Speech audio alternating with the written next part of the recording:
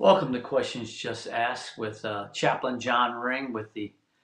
I'm a chaplain in three manners. I'm with the Bluffton Police Department, Bluffton Fire Department, and I'm working on creating a community chaplain network. And if you're interested in possibly becoming a community chaplain, notify me at john@hopelowcountry.org if you would like more information about that. We're taking lay people, men and women, putting them through 25 hours of training to be community chaplain serving right in your own community. If that interests you, hey, give me a call. Give me an email. We'll set up a time to come and talk to you about it. So, here we are. Easter's right around the corner. Here's our question for the day. Why does God require our worship and faith to get in heaven? Interesting question. Does God require worship and faith to get into heaven? Does he? The Word of God says in Ephesians 2:8-9, "For by grace you've been saved through faith, and that not of yourselves. It's the gift of God, not as a result of works, so that no one can boast." From what I can see, faith by itself should produce worship, but the faith stands alone. It doesn't say, "For by grace, for by worship and faith you have been saved." Faith stands alone. Faith gets us there. Let me also add the opposite of faith is works. Works points to man while faith points to Jesus. Nowhere in the Bible does it give any inkling that man can be saved by works. It says here in Ephesians we should boast that we should boast if that was the case.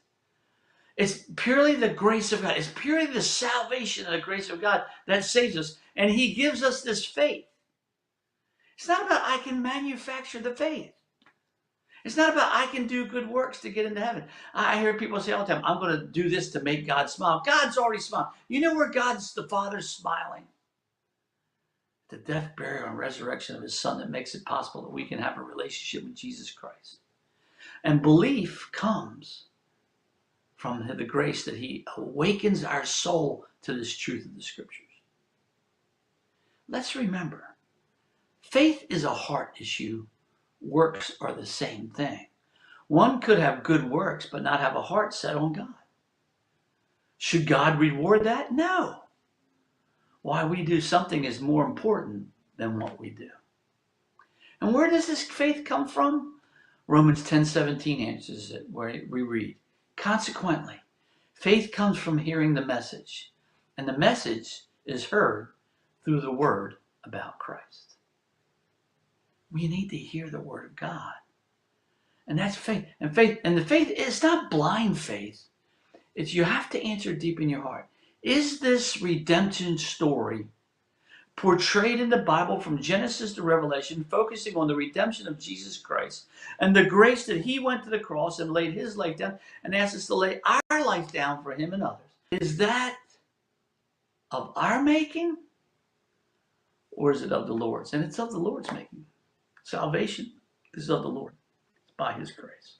It's only by him that he can make this spiritually dead creature alive. I can't do CPR enough on a dead creature and make it alive. And let's remember, our salvation isn't about do I go to church enough and worship. It isn't about do I do enough to verify my faith. It's a gift of God. Isn't it great? I think it is. So, hey, God doesn't require it. It's just going to happen on its own when our salvation occurs in and through him. Our worship has to occur. So I hope this answers your question today. That was a little bit of a tricky way. In fact, the questions this month are a little bit tricky. I wish they were a little bit more in-depth, had a little bit more in-depth background behind the questioner. What are they really trying to go at? But hey, we're doing the best we can. I hope this answers it for you. Thanks for joining me. See you next week.